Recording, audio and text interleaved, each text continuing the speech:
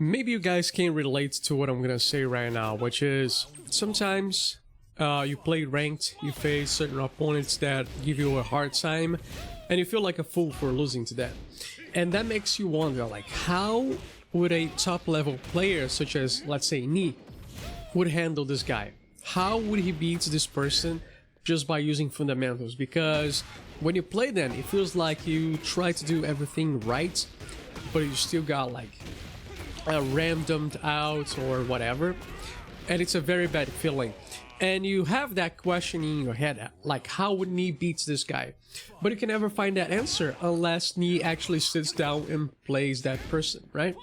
You may watch a replay of them against someone else using the same character, but it's not gonna be the answer you're looking for. It's gonna be completely different situations and whatnots, right?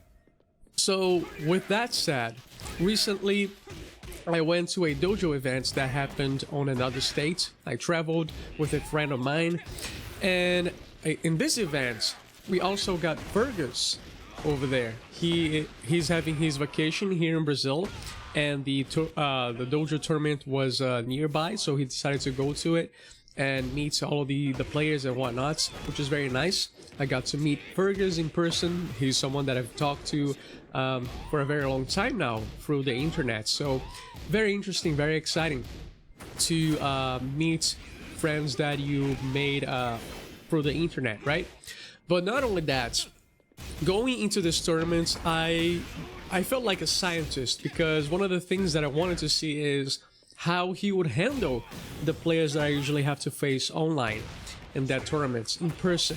And not only that, I wanted to play him and find answers to how I could improve my game. And I found both of these answers in that tournament, so it was very exciting. I still have to go through the matches against the other players to gather like all of the information, but regarding the matches that I played against him, I could even show you guys the matches later on, even though it pains me to watch it a little bit, because you always get that feeling that, man, what am I doing? Why am I playing like an imbecile? Right? You always get that feeling that you could have played better if you had warmed up a little bit and whatever. But it's besides the point. It's not worth like being sad about that, because I do believe that your autopilot is often what displays your true skill, and from that autopilot you have to adapt and whatnot, and if you don't do so, oh well, that's something that you have to work on. So it doesn't matter much that I feel like I could have played better in those matches, because the point was not even like beating him. I wasn't expecting to beat him. I was mostly looking for answers on what I could be doing better and what I'm doing right already. And I got a lot of things, like I wrote down a list of stuff that I want to work on, some of which are things that I thought about in the past, but unless you play someone that really exposes those weaknesses and makes you pay for them, there's not much of a reason to work on them, to improve at it. So that's how I felt. The first thing that I wrote down was that I need to test waters before committing to big buttons or flowcharts. So there was a time where I did forward 4 into back 4 against him, because that's a flowchart that I have and I use it in ranked, and I never get heavily punished for it. And he did like sidestep right after the forward 4 and then launched my ass for doing a back 4 on whip, right? And that was really stuck to me, how I was just autopiloting risky situations instead of just creating those scenarios and gathering information before going for such big plays and buttons. So that's one of the things that I want to work on, which is something that yeah, it's gonna improve. Another one is stop doing wish punishes. This one is big, especially in my region. I feel like many players are guilty of that, which is you just sidestep or you backdash into button right away, expecting a whiff, and if it happens, you don't lose the opportunity to get some extra damage, some free damage on them. But this can lead to very catastrophic situations where you just commit to pressing a button after a sidestep or a backdash, and guess what? They do a low button or slow button that counter hits you, and then you get launched for it. And that's another thing that I noticed that I've been doing too much. I actually don't feel like I committed this mistake during our matches, but seeing how you move and then look for the whiff, recognize it, and then go for the punish is what like made me think about this again. I noticed that oftentimes you sidestep and then wait a little bit to see what happened, and that's a mistake I've been committing. I've just been sidestepping into 1-1-2 or sidestepping into electrics. That's terrible. So, and recently I've been working on that. So I played some matches, some quick play matches with a focus on this, and it felt very satisfying that I could use, let's say, back 1-4 for a whiff punish into Gyurokizemi after seeing that the opponent whiffed something rather than just pressing right away. So that's the kind of thing that I've been working on, and it feels very satisfying when I do it. Anyways, improve my punishments is another one. I felt like really bad when I blocked Asuka's 2-3. He attempted to punish me for something or whiff punish me. I blocked 2-3 and I did 1-1-2. Same happened with a 4-2 that I blocked and I did 1-1-2. That feels terrible. And this one, I feel like bad because I've been trying to improve on that, doing those trails and whatnot, but I still lack the muscle memory for certain situations.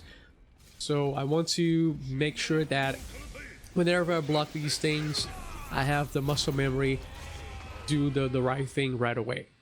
And again, move with more purpose, which is something that I've been working on ever since Tekken 7.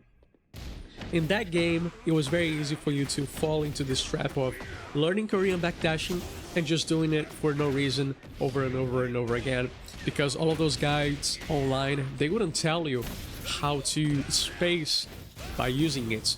They would just tell you how to mechanically do it. And when you're in practice mode, you try to do several Korean backdashes in a row, right?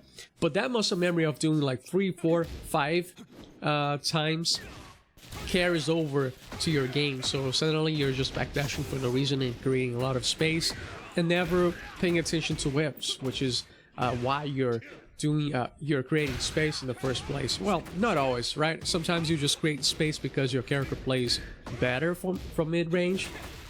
But yeah, that's something that you have to be looking for as you're moving, especially when you sidestep, because it's a big commitment.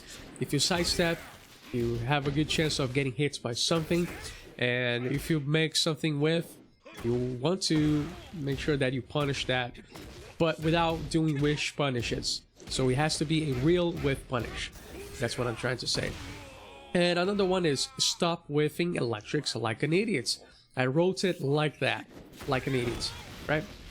And this was... I made myself aware of it as I was playing Tekken Tag 2. And in that game, backdashing is even stronger than it is in Tekken 7 or Tekken 8. You can make a lot of situations with because of it. But I do notice that for a very long time now that I have this bad habit of throwing out an electric just like very close to the opponents, expecting they will like extend their hitbox by doing a move. But I should be doing more of like electrics to really connect with the opponents. That's what I'm trying to say. And after that, we talked about his experience when he went to Pakistan. And something that he talked about is that those players, those guys, they really like stop their matches to lab situations to understand what are the options they have and whatnot, so they can jump to the next layer of mind games. And not only that, because of that routine, they get very used to like so many situations. It's very hard for them to like get caught off guard by something that happens in the game and not know what to do against. So I want to work on that by making sure that whenever I play a match, I go to the replay mode and I look for whatever it is that could help me improve. It could be something that really stuck to me as I was playing the online, or it could be just whatever. If I'm not really thinking about a specific situation, just one or two scenarios, lab them real quick, and that's going to improve my how comfortable I am facing different opponents and play styles and characters as well. So yeah, that's all that I wanted to talk about. I thought that it was very interesting. Maybe this is not a big deal for some of you because in your region you might get like a lot of chances to play these top level players that we see on Twitch, playing the TWT and whatnot. But here in Brazil, this happens very seldomly.